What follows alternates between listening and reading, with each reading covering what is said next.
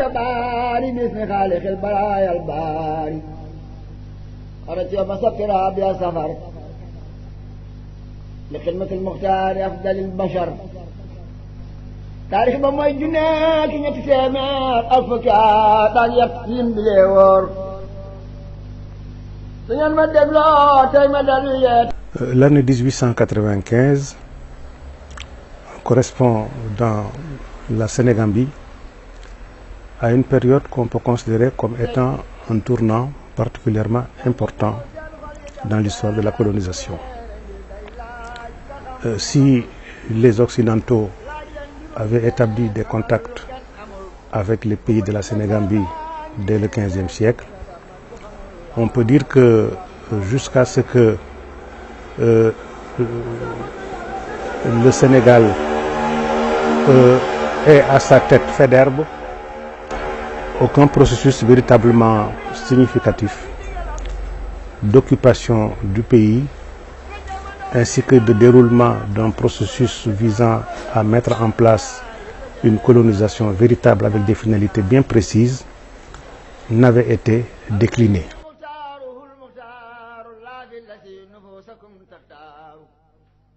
C'est avec Faidherbe seulement que va commencer un processus de conquête véritable du pays. Et ce processus va avancer à pas forcés, si bien que quand il quitte le pays en 1865, le processus est largement entamé et va élargir Foutiyou Tall et a disparu dans les falaises de Bandiagara. En 1867, Maba Diakhou Ba est tombé à Sombo. En 1875, Ahmadou Cheikhou de Madi Wourouba a été lui également tué à Samba Sadio. À partir des années 1880, le Sénégal connaît de nouvelles épreuves. Nous savons tous que l'imam Moulay a été persécuté pendant ces années.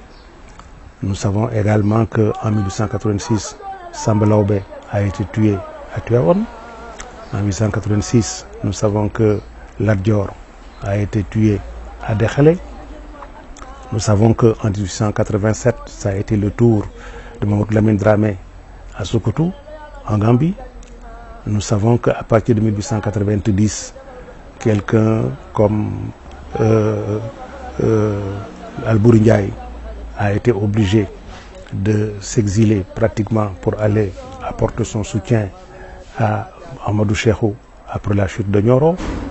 Nous savons qu'à partir des années 1880, les pays de la Haute-Gambie avaient accepté le protectorat français. En Casamance, la France en 1886 a récupéré Ziguinchor. Depuis 1936, elle était déjà à Carabane et en 1937, elle a conquis Sédhiou. Nous savons parfaitement que le fleuve sera complètement conquis après 1891 avec les derniers combats livrés par Abdoul Boubacar. Nous savons que le Djolof sera conquis en 1893, mais également le Bawol. Nous savons que les pays du Sine et du Saloum vont faire allégeance à la France dans les années 1891. Par conséquent, si on fait le tour de la Sénégambie, on se rend parfaitement compte que partout, la France avait imposé son autorité, soit sous forme de protectorat, soit sous forme d'annexion, mais c'était l'autorité française qui commençait désormais à régner sur le pays. D'autant qu'ils se sont dotés d'un certain nombre de moyens pour parvenir à ces fins, avec la création du corps d'Espailly en 1843, la création du corps des tirailleurs sénégalais en 1857, l'invention, n'est-ce pas, de la carte d'état-major, l'invention de l'artillerie qui a fait des ravages considérables dans les guerres, l'invention de la mitraillette, l'invention de la dynamique qui faisait qu'en définitive, eh bien, la guerre n'était plus une affaire essentiellement de courage et d'héroïsme, c'était une affaire de technologie. Et dans ce domaine, incontestablement, les Occidentaux avaient une avance par rapport à notre continent. Le Français, lui, a compris que la meilleure façon d'exploiter les ressources économiques, c'est de passer par le levier culturel. Faire en sorte que le négro-africain soit assimilé, soit acculturé, soit déculturé, qu'il s'éloigne de son patrimoine culturel, de son patrimoine traditionnel, de son patrimoine de coutumes, d'us et de valeurs, et qu'à partir de ce moment-là, le colonisateur soit le seul repère pour lui, soit le seul modèle pour lui. Donc l'administration coloniale, pour réussir ce dessein-là, avait mis en place l'école, avait mis en place les cours et tribunaux, avait mis en place les cercles administratifs. Donc il avait mis en place un ensemble de dispositions dont l'objectif était de faire en sorte que l'indigène négro-africain se départisse de sa culture. Et c'est dans ce moment-là où le système colonial décide, pour bien montrer qu'il a désormais la mainmise sur le continent africain, de créer l'AOF, l'Afrique occidentale française, en 1895 précisément, groupant 8 colonies, n'est-ce pas, qui seront désormais la base territoriale sur laquelle elle va s'appuyer. En même temps, l'opération est lancée pour la conquête de l'AIF, où le sergent Malamine, en 1880, avec Savorgnan de Brazza, arrive à signer le traité avec le roi de Congo, Makoko. Et la France se trouve maintenant derrière un empire africain incontestablement établi. L'AEF sera établie entre 1903 et 1910. En même temps, elle a formalisé ses frontières avec la Guinée-Bissau, avec la Guinée-Conakry, avec la Gambie entre 1889, 1904 et 1905. Et c'est également dans ce contexte-là qui se situe après le congrès de Berlin de 1884-1885, la conférence de Berlin, 1885, il ne restait plus qu'à régner sur les consciences. Ils ont occupé la terre, ils ont occupé la force de travail, ils ont occupé également le pouvoir politique et le pouvoir économique. Il ne restait plus à la France pour régner de façon absolue sur le Sénégal qu'à régner sur les consciences. L'environnement colonial était un environnement de domination. Domination qui devait prendre en compte non pas seulement les moyens matériels, mais aussi les moyens moraux. C'est-à-dire que le colon puisse avoir un droit de regard sur le vécu quotidien des colonisés. Et pour que le colonialisme puisse atteindre ses objectifs, il faudrait que les colonisés puissent vivre selon un mode prédéterminé par lui. C'est pourquoi Seigne Touba dérangeait. Le Cheikh Ahmadou Bamba et les chefs religieux avaient compris qu'aussi longtemps que le dominateur n'aura pas régné sur les consciences, sa victoire n'est pas totale. C'est quand il aura régné sur les consciences qu'il pourra modifier les comportements des individus ainsi que leur façon de vivre. C'est ce qui s'est passé dans les Antilles, c'est ce qui s'est passé en Guyane, c'est ce qui s'est passé dans les îles de la Réunion et consorts. Dans ces pays qui n'avaient pas l'islam en tant que tel, on a occupé la terre, on a occupé la force de travail, on a occupé le pouvoir politique et on a occupé également la conscience des populations. Et par un phénomène de décérébration et de recérébration, on a mis à la place, n'est-ce pas, des mentalités, une vision du monde qui serait conforme à l'acceptation de la colonisation pour que celle-ci puisse régner désormais en maîtresse absolue sur les pays. Alors, il y a eu beaucoup de résistants en Afrique qui ont utilisé les armes pour faire face à cette invasion coloniale. Mais on s'est rendu compte que ces résistants n'ont pas pu tenir tête à ces colonisateurs qui avaient un armement autrement plus sophistiqué. D'autres résistants ont compris qu'il fallait utiliser une méthode beaucoup plus intelligente, beaucoup plus efficace, qui peut permettre de protéger les populations, de protéger leur culture, de protéger leurs croyances. Cheikh Ahmadou Bamba s'inscrit dans cette perspective-là. Pour l'ordre colonial, toute forme de rassemblement ne devrait se faire que selon ces critères. Et le fait que la foi soit au rendez-vous et que cette foi soit une foi musulmane dérangeait beaucoup. Alors dans cette situation-là, Cheikh Ahmadou Bamba propose quelque chose de stable, quelque chose de pérenne. Il s'agit de retourner à la spiritualité. Il s'agit de retourner à l'enseignement de Dieu. Il s'agit de retourner à la tradition prophétique. Il s'agit précisément d'être ouvert. Il s'agit d'être humble. Il s'agit d'être humaniste. Voilà ce que nous enseigne Cheikh Ahmadou Bamba. Et l'enseignement de Cheikh Ahmadou Bamba, donc, est un enseignement qui promeut des valeurs fortes, qui promeut des principes forts. Chercher le savoir, être ouvert à l'autre, aider, être à la disposition de l'autre, travailler pour la paix, développer le culte du travail. En Serigne Touba, il n'y a pas de meilleure forme de libération que de pousser l'individu d'abord à croire en lui-même et de se considérer comme la seule créature du Tout-Puissant, mais surtout de mettre le travail à un niveau très élevé.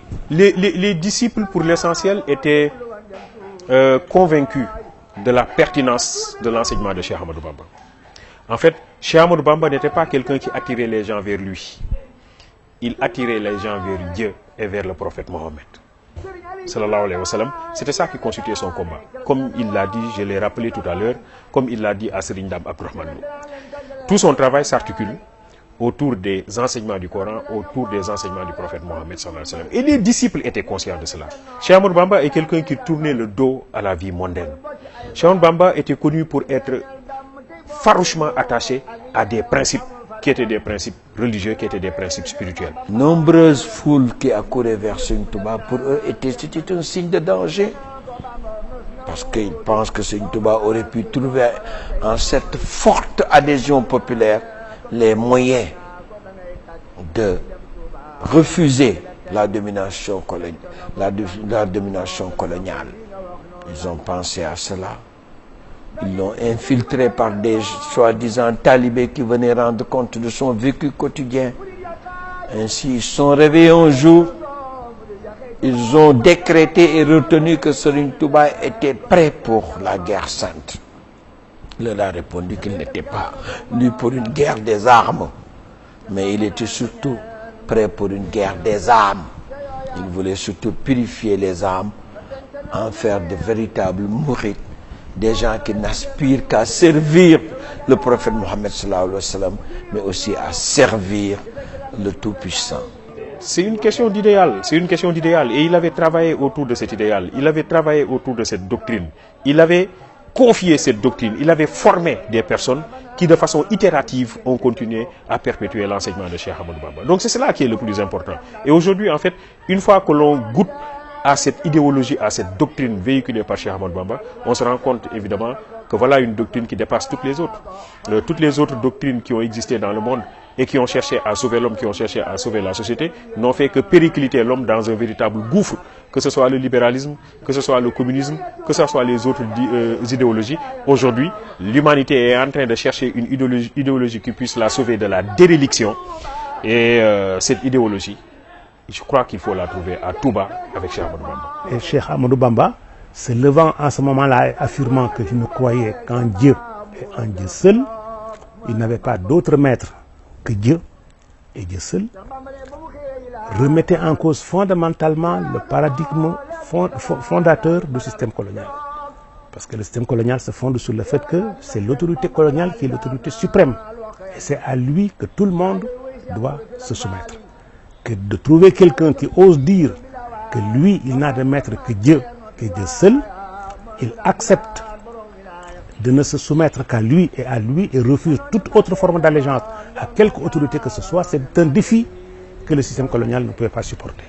Et c'est la raison pour laquelle il apparaissait comme un esprit dangereux, quelqu'un qu'il fallait essayer de neutraliser le plus rapidement possible, parce que si ce discours-là parvenait à gagner les consciences, c'est toute l'œuvre que la France avait entreprise depuis pratiquement de longues années qui serait entièrement remise en cause. Voilà pourquoi il devenait une cible privilégiée qu'il fallait systématiquement éliminer. C'est dans cette perspective-là qu'il a été convoqué à Saint-Louis, qu'il a connu beaucoup de déboires de la part de l'administration coloniale, mais qu'il a toujours rappelé qu'il reste ferme sur les principes. Les principes, ainsi qu'il le dit dans sa lettre réponse envoyée à Serigne Dame Abdourahmane Lo, cher disciple, lui dit-il, si vous voulez réussir votre vie ici et votre vie dans l'au-delà, je vous recommande de suivre de façon scrupuleuse les dispositions canoniques du Coran et de suivre aussi de façon scrupuleuse la tradition prophétique. Et donc c'est quelqu'un qui s'est inscrit dans cette perspective-là, qui n'a jamais voulu transiger par rapport à ces principes, être ferme sur la croyance, être ferme sur la tradition prophétique et travailler à protéger sa communauté contre les effets néfastes de la colonisation. Le colonisateur a estimé alors que Cheikh Ahmadou Bamba constituait un danger. les mourides et quelques personnalités se sont levés pour dire à Seigne Touba, laissez-nous nous battre contre le colon pour que vous n'alliez pas répondre à Saint-Louis. Qu'est-ce qu'il leur a dit? Non, je prends la non-violence parce que je suis sûr de vaincre et de triompher. Il leur a dit, sama digganteeg tubaab bi walu dëgëj la dana mokk rumbar te kenn du dégg kanang.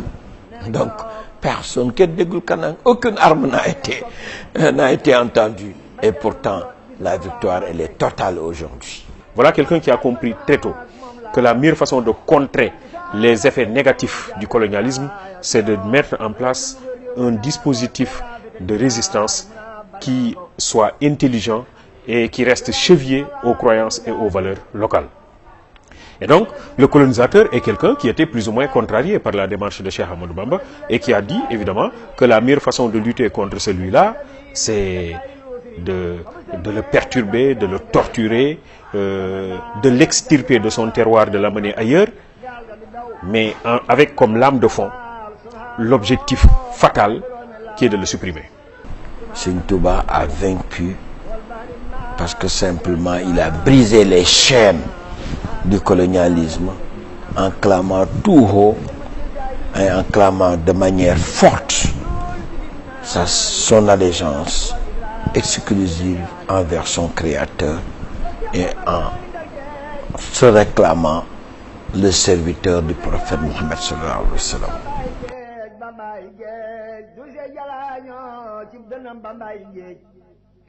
Et le processus qu'on a trouvé a été de le déférer devant le conseil privé, qui n'était pas un tribunal en tant que tel, parce que n'étant pas dans l'ordonnancement juridique mis en œuvre par la Constitution, une institution judiciaire destinée à cet effet, mais qui était une structure dans laquelle le gouverneur pouvait appeler qui lui plaisait, n'est-ce pas, et qui, c'est-à-dire des fonctionnaires de l'administration, des habitants de Saint-Louis, des officiers, etc., qui étaient évidemment tous acquis à sa cause et qui seraient prêts à faire tout ce qu'ils voulaient.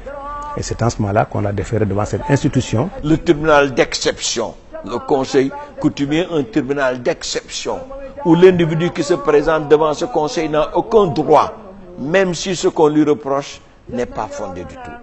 Où il ne peut pas être défendu par un avocat, où il est par conséquent livré pieds et poings liés à ses adversaires qui articulent toutes sortes de griefs contre lui, disant qu'il est de la confrérie Tijaniya, et la Tijaniya est une confrérie de guerre telle que incarnée par El Hadji Omar Foutiyou Tall, par comment dire, Alboury Ndiaye, par Ahmadou Cheikhou et par Maba Diakhou Ba, etc.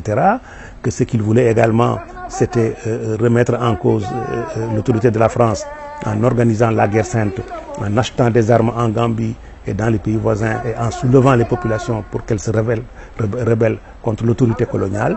Et on a préparé un dossier totalement faux, ne renfermant que des accusations absolument fantaisistes, n'est-ce pas, pour essayer de le condamner. Le fait de juger Cheikh Ahmadou Bamba à travers un procès et des chefs d'accusation qui étaient complètement faux, parce qu'on a considéré qu'il gardait des armes, qu'il se préparait à une résistance armée. Les gens ont fait des descentes sur les lieux, ils n'ont absolument rien trouvé, sinon quelqu'un qui avait toujours sa plume, qui avait son encre, qui avait ses papiers pour écrire. Il n'y a que ça qui l'intéressait. Cheikh Ahmadou Bamba est un soufi. C'est quelqu'un qui ne s'intéresse pas à ce monde. C'est quelqu'un qui s'intéresse plutôt à son rapport avec Dieu. C'est quelqu'un qui s'intéresse à ce compagnonnage avec le prophète Mohammed sallallahu alayhi wa sallam. C'est quelqu'un qui ne travaille que pour ça. Donc, pas d'armes, pas de préparation, pas de complot, mais justement des chefs d'accusation fallacieux ont été retenus contre lui simplement pour l'inculper. Mais bien sûr que si. Aujourd'hui, nous sommes au Sénégal dans un pays à 95% musulmans. Le système colonial n'a pas pu réaliser ce qu'il voulait. Ce qu'il voulait, c'était le détruire, c'était le tuer. À un moment donné, un des administrateurs qui était ici à cette époque-là au Sénégal a même suggéré qu'on l'élimine physiquement. Hein, parce qu'il a dit morte la bête, mort le venin. N'est-ce pas? C'était ça qu'il désirait. Alors, je pense par conséquent que cette stratégie qui a été mise en œuvre a été payante. Parce qu'au bout du processus, elle a permis à l'islam de triompher, de survivre. Et aujourd'hui, nous avons une religion qui est largement majoritaire dans le pays, malgré tout ce que le système colonial a tenté pour qu'il n'en soit jamais ainsi. Sociologiquement alors, on va dire que le combat du colonisateur aura échoué, non pas parce qu'il y avait des résistants qui ont été défaits, mais parce qu'il y a quelqu'un qui a su être intelligent, utiliser l'arme intelligente qu'il fallait en son temps, c'est-à-dire faire face au colonisateur sans lever la moindre arme que ce soit, mais en utilisant des stratégies qui sont fines, protéger sa communauté, défendre la religion musulmane, défendre l'enseignement du prophète Mohammed et dire que dans l'avenir, j'ai laissé un héritage fort pour les générations qui viendront après.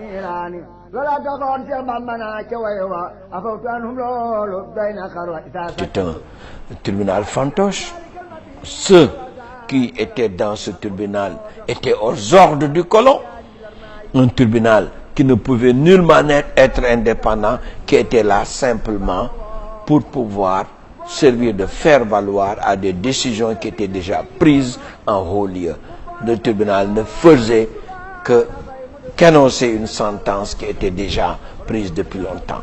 C'est même pas un tribunal, c'est un simulacre de tribunal qui n'était mis là que pour réaliser les desiderata de l'administration coloniale. Son objectif était de faire condamner Cheikh Ahmadou Bamba, surtout que en cette année 1895, c'était l'année où Cheikh Ahmadou Bamba envisageait aussi d'aller à la Mecque. Or, s'il allait à la Mecque, il reviendrait avec une aura tout à fait particulière, n'est-ce pas? Son pouvoir n'en serait que beaucoup plus fort. C'était aussi l'époque où un certain nombre de chefs de canton influents dans le pays avaient décidé de se soumettre à la Mouridia et de venir par conséquent adhérer à la confrérie. Tout cela présentait un danger considérable pour le système colonial. Il fallait par conséquent tout faire pour tenter de l'éliminer. Et la meilleure façon pour cela, c'était de l'éloigner du Sénégal, de l'amener dans un pays lointain. On avait déjà envoyé beaucoup d'autres Sénégalais avant lui, comme exilés. Beaucoup y avaient laissé leur vie. Ils pensaient que lui aussi n'en reviendrait pas et que d'une façon ou d'une autre, on en aurait fini avec lui. On tournerait définitivement la page de la Mouridia. Le procès n'avait pas de sens à partir du moment où la descente qui avait été faite dans la demeure de Seigne Touba, avec la présence de Bourkoumé Ndofène Diouf, a permis aux colons de se rendre compte que Seigne Touba n'était pas armé et qu'il n'avait pas amassé d'armes et qu'il ne se préparait pas à lever une arme contre le colonialiste. Elles ne sont pas fondées parce que, comme je vous l'ai dit, lui-même a posé la question à son entourage. Il leur a dit, où est Ahmadou Cheikhou? On lui a dit, il est tombé à Madiouri. Où est El Hadji Omar Foutiyou Tall? On lui a dit, il a disparu dans les falaises de Bandiagara. Il dit, où est Maba Diakhouba? On lui a dit, il est tombé à Sombo. Il a donc montré que les guerres qui avaient été faites par les résistants africains pour tenter de s'opposer au système colonial n'avaient pas donné de bons résultats. Et que l'expérience ayant prouvé que la guerre désormais ne pouvait plus empêcher le système colonial de rester dans le pays, parce que précisément le décalage technologique était tel que la guerre n'était plus une affaire de courage, une affaire d'héroïsme, une affaire, n'est-ce pas, de volontariat. Il a pensé que il fallait modifier la stratégie. Et la stratégie, c'était habiter les consciences des populations, créer des daras, enseigner le Coran, former les gens dans les daras, les tenir en main de manière à constituer un écran culturel qui fasse que les Sénégalais attachés à leur religion trouvent en eux les réflexes nécessaires pour pouvoir s'opposer. Rien n'était fondé. On avait peur de Seigne Touba. On avait peur de Seigne Touba parce qu'il dérangeait l'ordre colonial. C'est pourquoi il a été exilé au Gabon. L'objectif du colon, c'était de décourager les disciples de Cheikh Ahmadou Bamba, c'était de décourager la famille de Cheikh Ahmadou Bamba, c'était de décourager l'entourage de Cheikh Ahmadou Bamba. Mais ce qu'il n'avait pas compris, c'est que Cheikh Ahmadou Bamba est quelqu'un qui s'était préparé en conséquence. Il savait ce qui allait arriver. C'est un fin stratège qui avait compris que le colonisateur allait mettre en place des stratégies dangereuses d'isolement, de marginalisation et donc d'éloignement par rapport à sa communauté. Alors Cheikh Ahmadou Bamba avait confié des tâches à ses frères, avait confié des tâches à ses parents, à ses oncles, mais avait confié des tâches à des disciples qu'il avait formés. Plus tard, quand il sera donc en résidence surveillée à Diourbel, pour vous répondre, Retournons à ce dernier rapport. J'ai oublié le nom du commandant de cercle qu'il a écrit. Qu'est-ce qu'il a dit? Serigne Touba n'est pas quelqu'un qui est attiré par la violence. C'est un homme de Dieu exceptionnel qui n'est intéressé que par l'adoration qu'il voue à son Créateur. Il a aujourd'hui la puissance de ses prophètes et il aurait pu lever des armées, mais tout cela ne l'intéresse pas. Ce qui l'intéresse, c'est de se consacrer à l'adoration profonde envers son Créateur. Pendant toute sa vie, c'est quelqu'un qui a été éloigné de sa communauté. Mais on s'est rendu compte que plus on l'éloignait de sa communauté, plus cette communauté devenait plus forte, adhérait plus à ses principes, adhérait plus à son appel, et cette communauté devenait de plus en plus grande. Et je crois évidemment que sociologiquement, on peut considérer que c'est un procès qui reposait sur des chefs d'accusation faux, fallacieux. Il s'agissait simplement pour le colonisateur d'éliminer quelqu'un considéré comme intelligent et dangereux, d'éliminer. Donc toute cette histoire de déportation, l'objectif visé c'était de l'éliminer physiquement. Mais je crois que chez Ahmadou Bamba, au-delà des considérations temporelles, c'est quelqu'un qui était assis sur des principes forts de spiritualité qui l'ont protégé. Mais ils ont découvert que l'arme de Serigne Touba était plus fatale, était plus forte que des armes matérielles, parce que Serigne Touba arrivait à convaincre, à pousser les foules à adhérer d'abord aux préceptes de l'islam, mais ensuite à s'organiser autour de lui. Tout cela a dérangé, c'est pourquoi finalement le colonialiste n'a pas renoncé à ses accusations, a continué de soutenir, malgré l'inexistence d'armes. Dans la concession de Serigne Touba, ils ont continué à dire que Serigne Touba s'était engagé à remettre en cause l'ordre colonial. Pour cela, ses idées dérangeaient et qu'il fallait le déporter.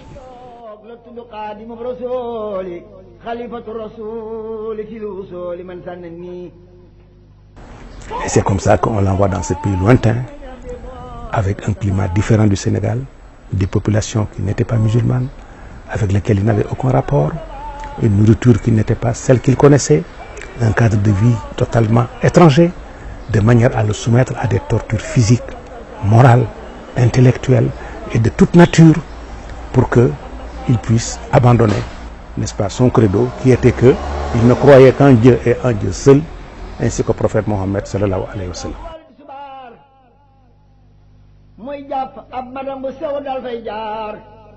Ils ont voulu que Serigne Touba tombe dans l'oubli le plus profond.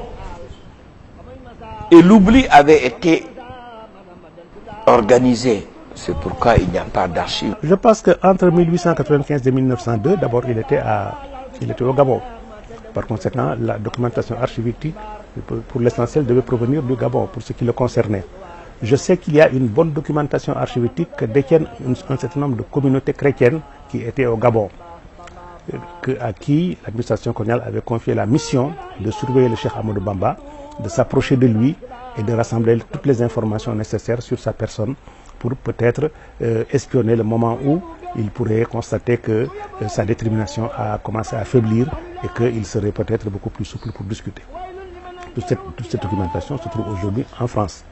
Elle est en Europe.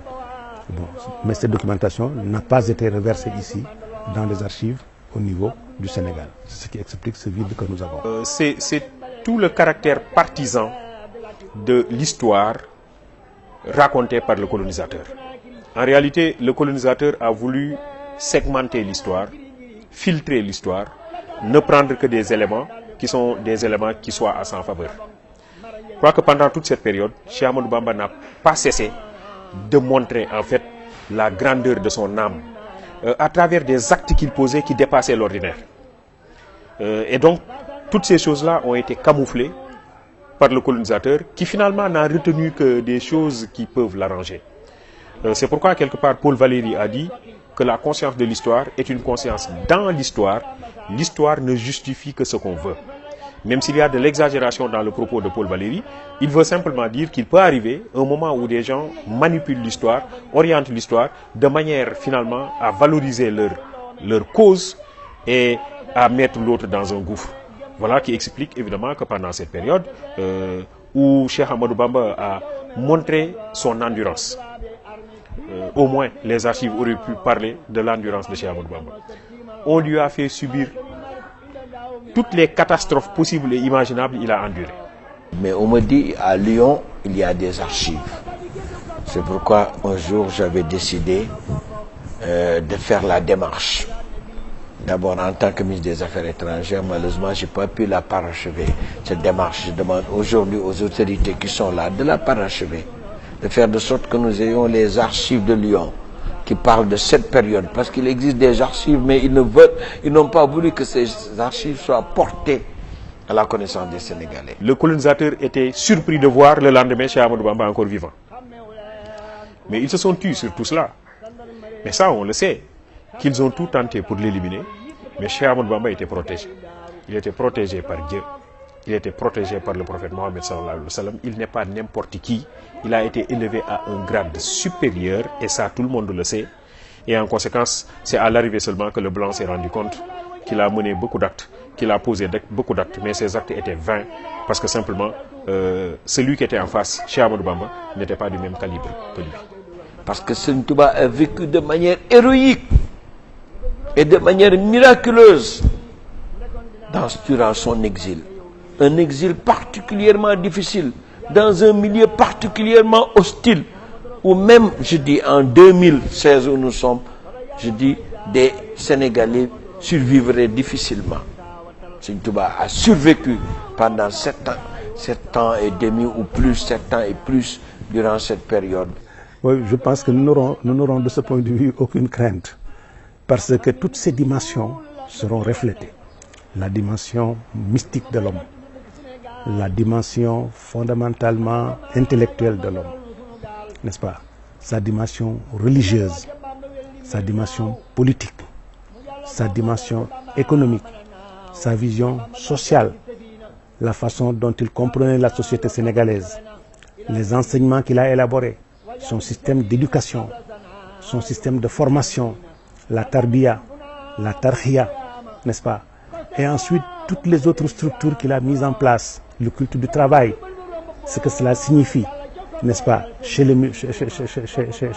mouride. Il n'y aura pas une dimension que nous laissons de côté.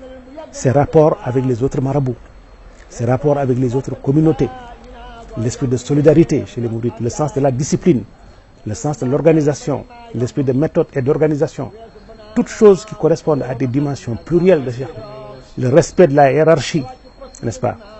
Tout cela fait que nous allons, en fin de compte, prendre en charge toutes les dimensions que cette personnalité multidimensionnelle renferme. C'est pourquoi les bonnes informations, nous devons les avoir dans les archives. C'est l'occasion pour les mourides de les réclamer. Et nous demanderons de manière respectueuse au porte-parole Serigne Bass de s'adresser donc au gouvernement actuel pour que ce gouvernement puisse initier toutes les démarches nécessaires pour qu'on puisse le Sénégal puisse disposer de toutes ces archives durant l'exil de Serigne Touba.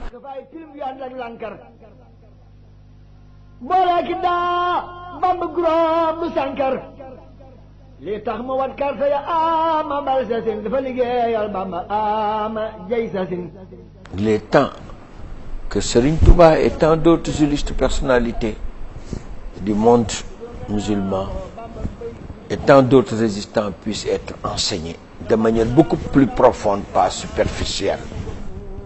En Serigne Touba, on a l'universalité de l'œuvre. Dans tous les domaines, on peut trouver l'enseignement qu'il faut. Vous savez, nous, si nous avons pu échapper au communisme, à certaines idéologies venant d'ailleurs, je peux nommer de Engels, de Karl Marx et de tant d'autres penseurs, c'est parce que on avait déjà notre soif qui était étanche par...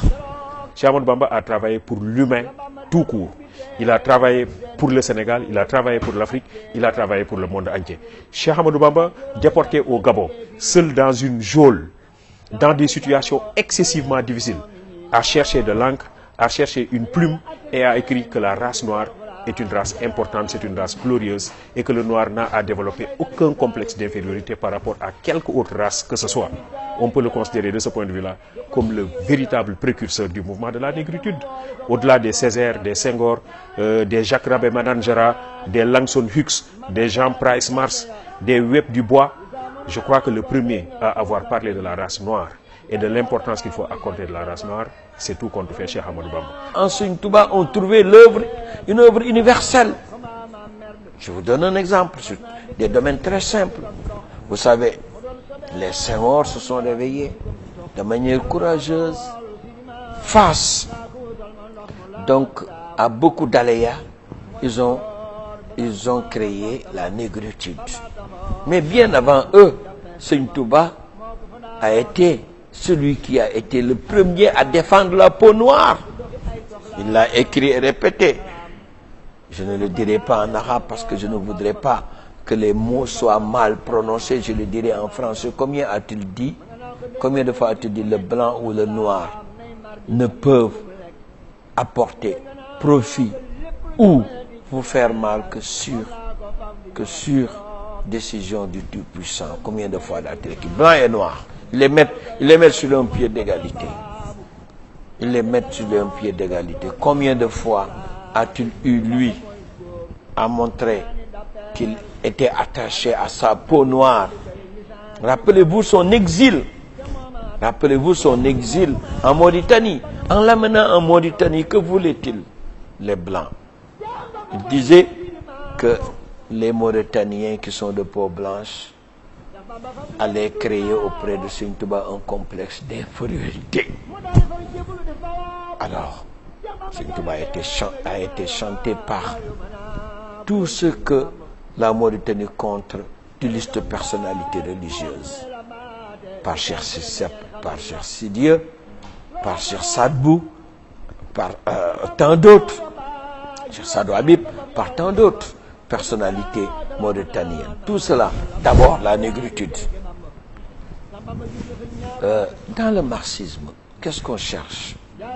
À libérer l'homme. Pour ceux-là qui recherchent des repères, pour ceux-là qui recherchent des modèles, dans un monde qui est complètement perturbé, Alain Finkielkraut parle de la défaite de la raison. Le monde est complètement perturbé, l'homme ne sait plus où il va. C'est en ce moment-là précisément que nous allons nous rappeler que quelque part à Diourbel, que quelque part à Touba, il existe un être qui entre le 18e, le 19e et le 20e siècle et qui s'appelle Cheikh Ahmadou Bamba, nous a laissé un héritage fort et cet héritage, il existera jusqu'à la fin des temps parce que c'est un héritage qui ne s'intéresse ni à une époque donnée, ni à un pays donné, ni à une race donnée, mais à l'homme tout court, décoloré de toute considération culturelle ou confessionnelle. Voilà pourquoi Cheikh Ahmadou Bamba est le Cheikh Ahmadou Bamba des Sénégalais, c'est le Cheikh Ahmadou Bamba des Mourides, mais Cheikh Ahmadou Bamba, c'est le Cheikh Ahmadou Bamba des chrétiens, c'est le Cheikh Ahmadou Bamba des bouddhistes, c'est le Cheikh Ahmadou Bamba des juifs, c'est le Cheikh Ahmadou Bamba de l'homme tout court, parce que son discours et son action sont valables pour tous les êtres humains, quelle que soit leur obédience, quelle que soit leur croyance, quelle que soit leur race. L'Afrique a besoin que les gens aient une référence. Serigne Touba en est une. Et une des plus grandes références de l'Afrique. Si tous les Africains avaient suivi la voie tracée par Serigne Touba, d'abord en ayant foi en Dieu, on s'éloigne de toute forme de tentation qui crée les conditions d'alcoolisme, les conditions de personnes engagées dans la drogue, les conditions de personnes engagées dans des comportements de libertinage, le sida et tant d'autres. Ce sont des fléaux qui ravagent l'Afrique. Et il suffisait que ces gens-là croient en Dieu pour avoir des comportements qui leur permettraient de s'éloigner de ces fléaux. Ni les Cheikh Ahmadou Bamba, ni les El Hadji Malick Sy n'ont inventé une voie. La seule voie à laquelle ils se sont conformés, c'est l'islam, qui est une religion de paix, une religion d'amour, une religion de fraternité, une religion de solidarité, une religion de convivialité, une religion de tolérance, une religion d'ouverture. C'est cette vision-là de l'islam qu'ils ont gardée, qu'ils ont sauvegardée, qu'ils ont pu préserver de toutes les scories et dont ils ont fait un viatique qui aujourd'hui est le viatique le plus important sur lequel repose notre pays. Et c'est la raison pour laquelle je crois que cette vision-là qu'ils ont de l'islam, qui est une vision qui est en harmonie parfaite avec les enseignements que nous avons tirés du prophète Mohammed sallallahu alayhi wa sallam, n'est-ce pas, sont à mon avis le viatique qui permettra à l'humanité dans le présent comme dans le futur de vivre en harmonie parfaite, dans le respect des différences, dans la tolérance, dans la paix, ainsi que dans l'entente et la compréhension mutuelle entre les peuples. La voie posée par Cheikh Ahmadou Bamba mène l'humanité au progrès et à la paix. Nous sommes dans un monde aujourd'hui marqué par beaucoup de violence, beaucoup de types d'extrémisme. On parle d'islamisme, on parle de toutes les formes d'extrémisme qui existent. Les fronts nationaux sont en train de se développer en Europe. Le racisme, quelque part, est en train de revenir. Et donc, nous sommes dans un monde perturbé par des formes de violence. Nous sommes dans un monde où la crise, toutes ces formes, atteint des amplitudes de plus en plus fortes. Crise économique, crise morale, crise politique, crise des idéologies. La crise tout court est en train de fouetter le monde. في البحر روما خربتي فسادني من الإله خربتي كروك لباب يما جدال لكبلا لبيتك لنا لنكوك مغلا